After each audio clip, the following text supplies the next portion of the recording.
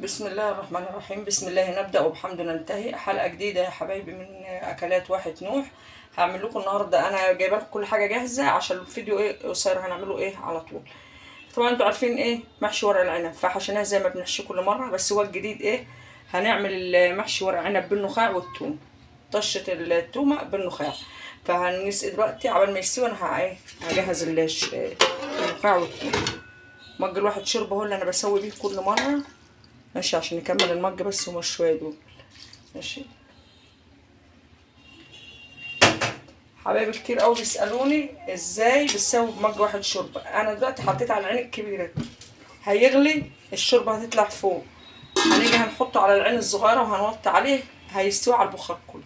فهو مج واحد شوربه كفايه، لا بيعجن ولا اي حاجه. فانا هستاذنكم ان انا هعمل التومه وهجهزها قدامكم بالنخاع. ورجعت دلوقتي عشان اعمل طشه التومه بالنخاع، واقول لكم النخاع انا جبت مسوره من عند الجزار وسلقتها وخدت الشوربه بتاعتها عشان اسقي منها ورق العنب. وبعد كده خدت النخاع فضيته وبهرته بقى بالفلفل الاسمر عشان عايزاه اعمله طشه التومه بالنخاع.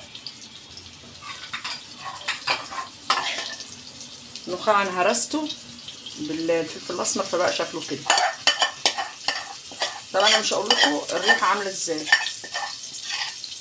ريحه جميله. واول مره حد يعمل ورق العنب، محشي ورق العنب بالنخاع وطشه التومه، حاجه جديده وحاجه جميله وحاجه مغذيه، بس انا مجرباها قبل كده وعاملاها، فعشان كده حباكم تجربوها انتوا تدوقوها تلاقوها طعمها حلو وحاجه تانية خالص.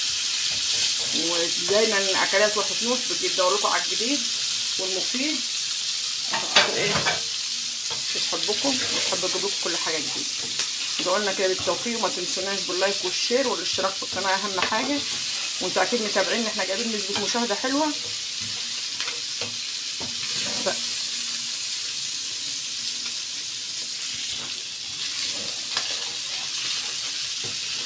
ما تنساش الاشتراك في القناه.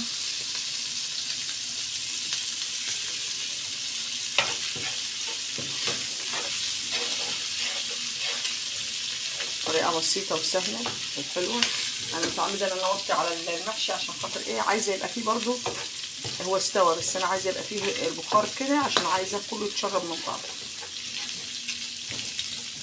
طبعا انا مملحه الملح خفيف خالص عشان خاطر المحشي مستوي وجاهز، بس انا عايزه كله يشرب من بعض.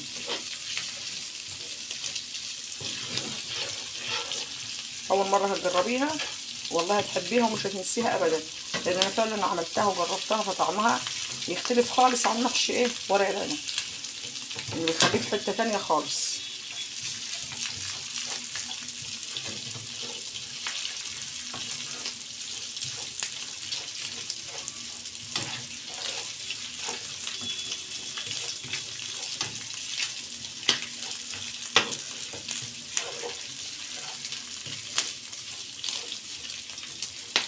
كده النخاع مش باين خالص، يعني كده التومه مش باين خالص، بس بقى الريحه انا مش هقول لكم في المطبخ.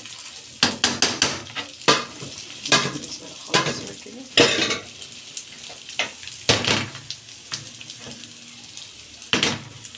بسم الله.